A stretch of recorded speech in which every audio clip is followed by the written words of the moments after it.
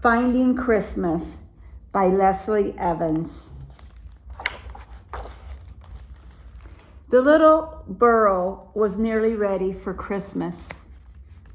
Hare sang as he decorated the tree. Squirrel sprinkled sugar on the hazelnut cookies, and Mouse scurried out the door. She needed to get a gift for Hare.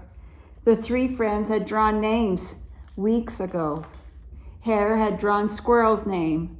Squirrel had picked Mouse's, and Mouse had Hare's name. Mouse had searched high and low, but she had yet to find the perfect gift. As Squirrel pulled the last batch of cookies from the oven, Hare hit a high note. "Could you tone it down a bit?" asked Squirrel. Hare had been singing at the top of his lungs all morning.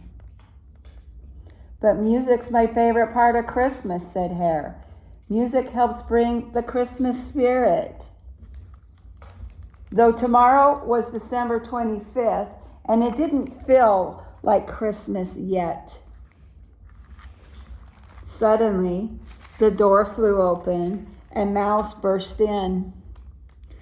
"Hurry," she cried. "I need your help."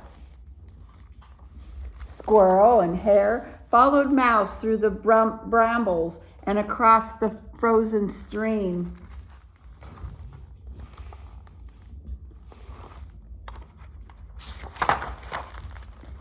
"Oh my," said Squirrel. "She must have been too sick to fly south with the others," said Mouse. "We need to get her out of the cold," said Hare, "and quick." It took all three of them to give the sick swallow back to the little burrow.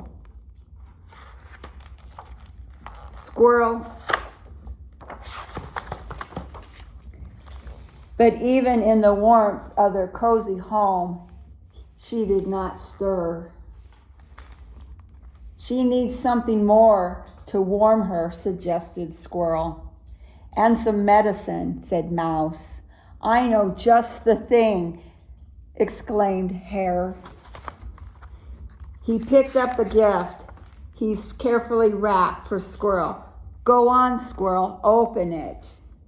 "Not now," whispered Squirrel. "Yes, now, you'll see," Hare insisted. Squirrel unwrapped his present. "Purple cornflowers," he said. "My favorite. I dried them so they would last all through the winter," Hare explained.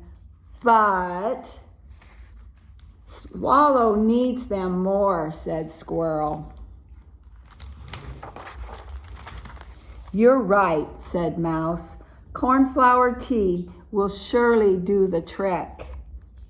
Without a second thought, Squirrel scampered off to the kitchen to boil the beautiful blossoms. When the tea was ready, Squirrel carried in the steaming pot. "Any change?" "I'm afraid not," said Mouse. "She's still as cold as ice." Squirrel picked up the present he'd made for Mouse. "I think you better open this." Mouse pulled a colorful cap from the bag. "How lovely," she said. "This will keep me toasty warm all winter long.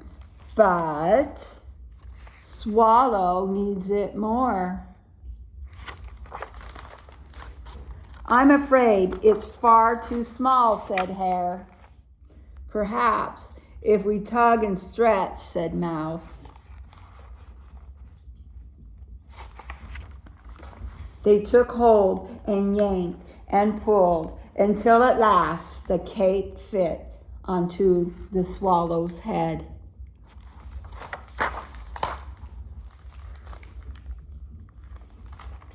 Late into the night, as heavy snow fell, the three friends nursed the silent swallow.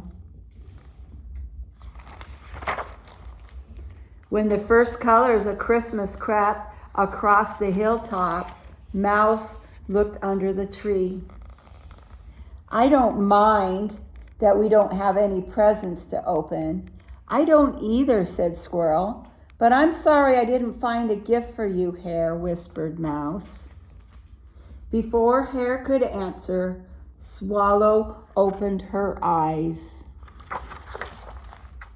sat up, and burst into song. That's what songbirds do at first light. The three friends were delighted. You did it, Mouse, exclaimed Squirrel. You found the perfect gift for Hare. What do you mean? Asked Mouse in surprise. Music's my favorite part of Christmas, said Hare.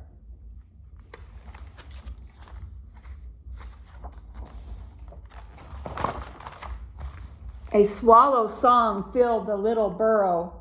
Hare and Mouse lit the candles on the tree. Squirrel brewed more cornflower tea and placed the treats he had baked the day before on the tray. Then they gathered around the fire, sang carol after carol, and nibbled on hazelnut cookies. Who wants the last one? Said Mouse. Looks like we all do, said Hare. But Swallow needs it more, they all said at once. And everyone laughed.